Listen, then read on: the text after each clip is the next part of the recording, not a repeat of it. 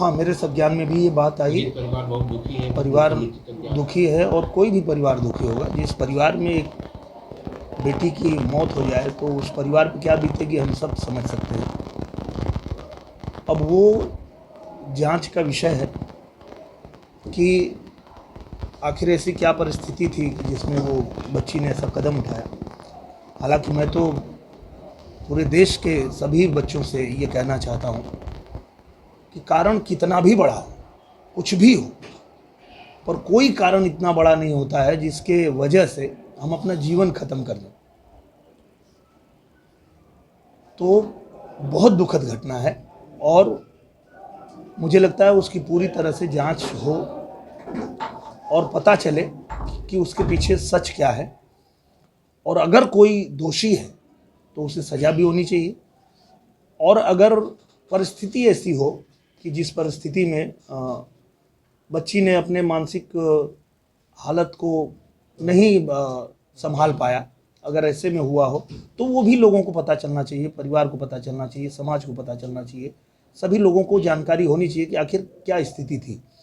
तो उसके विषय में मैं तो आज अभी आया हूँ, सदन चल रहा था, उसके बाद अभी आजमगढ़ आया हूँ। तो इसके विषय में एसपी साहब से और डीएम साहब से बैठ के पीड़ित परिवार के यहाँ जाएंगे, निश्चित रूप से जाएंगे। पीड़ित परिवार उनके दुख में शामिल होना ये तो सबसे ज़रूरी है। अच्छा, पीड़ित परिवार का सीधा आरोप था कि सरकार ने ट्रांसफर करा दी जांच मऊ जिले में और आजमगढ़ पुलिस अच्छा जांच कर रही थी। 3 दिन की जांच के बाद गिरफ्तारी हुई क्लास टीचर और प्रिंसिपल की, और 24 घंटे रातों रात फेल हो गया। तो शासन की कार्यशैली पे ही कहीं कहीं सवालिया निशान खड़ा कर रहा है।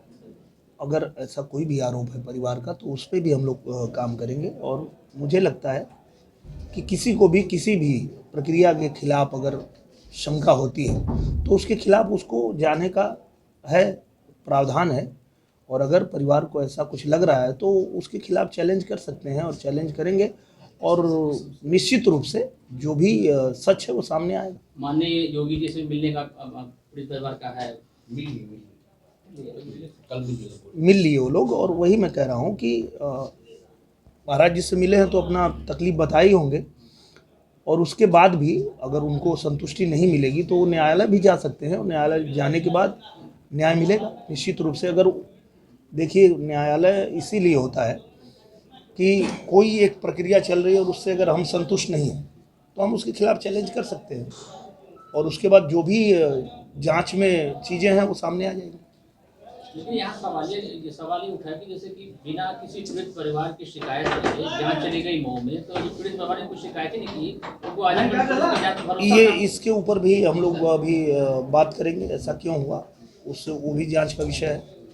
और निश्चित रूप से अगर परिवार महाराज जी से मिला है तो ये बात उन्होंने ज़रूर रखा होगा महाराज जी के सामने, और उसके बाद क्या महाराज जी ने कहा वो भी हम उनसे जानेंगे, उनसे मिलेंगे, मिल के हम समझेंगे कि क्या पूरी प्रक्रिया क्या हो रही है और महाराज जी ने क्या कहा।